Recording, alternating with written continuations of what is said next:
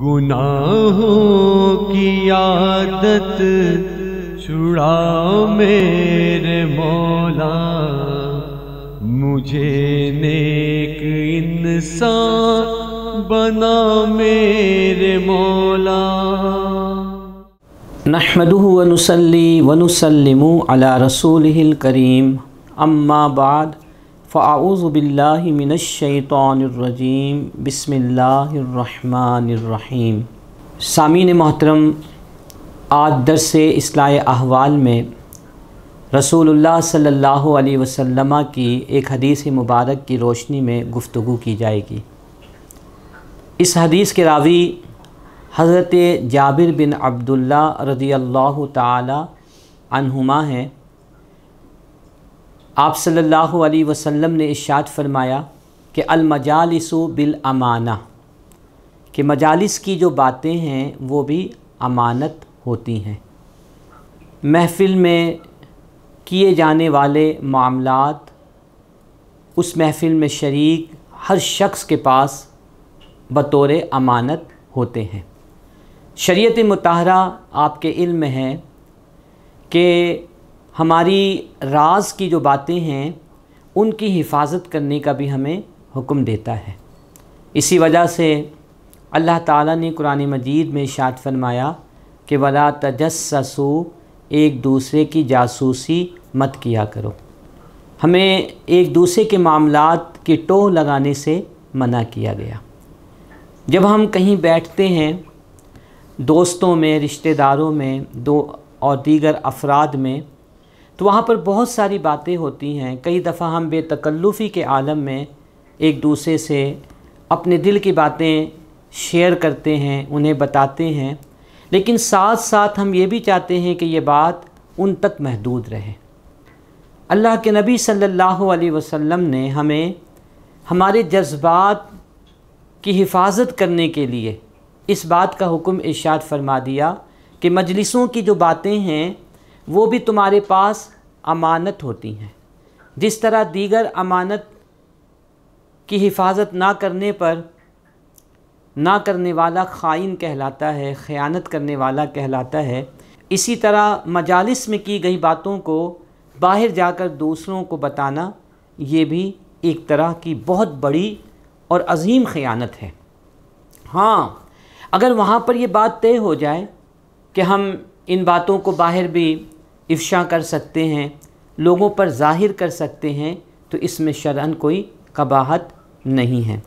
سامعین محترم، رسول اللہ صلی اللہ علیہ وسلم کی اس حدیث مبارک کے تناظر میں اگر ہم آج کے اپنے معاملات پر غور کرتے ہیں تو پتہ چلے گا کہ ہم میں اس حوالے سے بہت زیادہ کمزوریاں پائی جاتی ہیں۔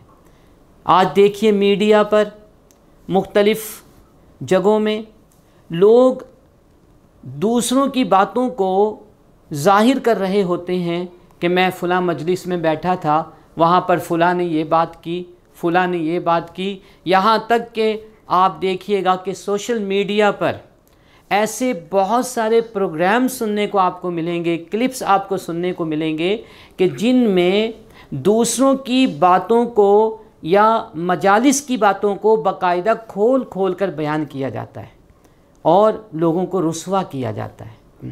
ہمارے بہت سارے ایسے کالم نگار بھی آپ کو ملیں گے کہ جو مجلسوں میں بیٹھتے ہیں جہاں راز کی باتیں ہو رہی ہوتی ہیں، کئی دفعہ تو وہ راز کی باتیں ملکی مفادات کے لیے ہو رہی ہوتی ہیں، لیکن وہ اپنے کالم کا حصہ بنا کر لوگوں پر ظاہر کر دیتے ہیں، جس سے شر اور فساد پیدا ہوتا ہے، معاشرے کے اندر بے اعتمادی کی فضا پیدا ہوتی ہے، لوگ ایک دوسرے پر اعتماد کرنا چھوڑ دیتے ہیں۔ یہ تماشا اب بہت زیادہ بڑھتا ہوا محسوس ہو رہا ہے کہ لوگ ایک دوسرے کی باتوں کو امانت نہیں سمجھتے بلکہ دوسروں کو بتانا اپنے لیے لازم سمجھتے ہیں۔ اس لیے ہمیں چاہیے کہ جب ہم کسی مجلس میں بیٹھیں تو وہاں پر کی جانے والی تمام باتوں کو اپنے لیے امانت سمجھیں، ہم سمجھیں کہ یہ ہمارے پاس امانت ہے، اس وقت تک کسی اور پر وہ بات ہم ظاہر نہ کریں کہ جب تک اجازت نہ مل جائے یا آپس میں طے نہ ہو جائے۔ سامعین محترم، لیکن یہ حکم ایسا نہیں ہے کہ ہر صورت میں مثال کے طور پر ایک شخص ایک ایسی مجلس میں بیٹھا ہے جہاں پر خدا نخواستہ کسی کو قتل ناحق کرنے کی بات ہو رہی ہے تو کہا جائے کہ چونکہ مجالس کی باتیں امانت ہیں تو اس بات کو جا کر بتایا نہ جائے۔ نہیں، ایسا نہیں ہے۔ نبی کریم صلی اللہ علیہ وسلم نے فرمایا کہ ہاں، اگر کسی کو ناحق قتل کرنے کی بات ہو رہی ہو یا خدا نخواستہ کسی عورت کی عصمت کو خراب کرنے کی باتیں ہو رہی ہوں یا پھر کسی کے مال کو ناحق قبضہ کرنے کی بات ہو رہی ہو تو پھر اس کو ظاہر کرنے میں گناہ نہیں ہے۔ عام حالات میں جو باتیں ہوتی ہیں وہ مجالس کے اندر، محفلوں کے اندر، وہ ہمارے پاس امانت ہے۔ ہمارے نوجوانوں کو آج یہ سبق پڑھایا جا رہا ہے کہ لوگوں کی راز کی باتیں لی جائیں، ان پر کلپس بنائے جائیں اور سوشل میڈیا پر اس کو وائرل کر دیا جائے۔ اللہ تعالیٰ نے، اللہ کے نبی صلی اللہ علیہ وسلم نے ہمیں اس سے منع فرمایا ہے۔ اسی طرح یہ بھی ہم نے دیکھا کہ ایک شخص سے اس نے اپنی بیوی کو طلاق دے دی۔ اب طلاق کے بعد قرآن کے مطابق، نبی کریم علیہ السلام کے ارشادات کے مطابق، جو مرد و عورت ہیں جو ایک دوسرے کے ساتھ زندگی گزار چکے ہوتے ہیں، انہیں اس بات کی تاکید کی گئی کہ جب وہ میاں بیوی تھے اس دوران ان کے درمیان جو باتیں ہوئی ہیں وہ لوگوں پر ظاہر نہ کی جائیں۔ یہ خیانت ہے۔ لیکن ہم تو دیکھتے ہیں کہ طلاق کے بعد انتہائی بے شرمی کا مظاہرہ کرتے ہوئے بعض خواتین کتابیں تحریر کر دیتی ہیں اور ان میں اپنی ازدواجی زندگی کے معاملات کو ظاہر کرتی ہیں، لوگوں کے سامنے بیان کرتے ہوئے انہیں شرم اور حیا نہیں آتی۔ یہ بھی اسلام میں منع ہے، یہ بھی دین میں منع ہے کہ طلاق کے بعد، جدائیگی کے بعد وہ مرد و عورت ایک دوسرے کی راز کی باتیں لوگوں کے سامنے آیا کریں۔ یہ خیانت ہے۔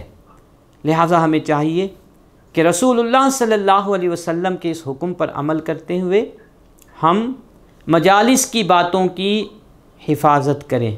اگر ہم حفاظت کریں گے تو دوسرے بھی ہماری باتوں کی حفاظت کریں گے، کیونکہ اللہ تعالیٰ نے یہ اصول قرآن کے اندر بیان کیا ہے کہ نیکی کا بدلہ نیکی کی صورت ہی میں ملتا ہے۔ اگر ہم دوسروں کے ساتھ نیکی کریں گے اور انہیں دیگر لوگوں کے سامنے رسوا کرنے سے بچائیں گے تو ہمیں بھی اللہ تعالیٰ ہماری اس عمل کی وجہ سے دنیا میں بھی اور آخرت میں بھی رسوائی سے محفوظ فرمائے گا۔ اللہ تعالیٰ ہمیں عمل کی توفیق عطا فرمائے۔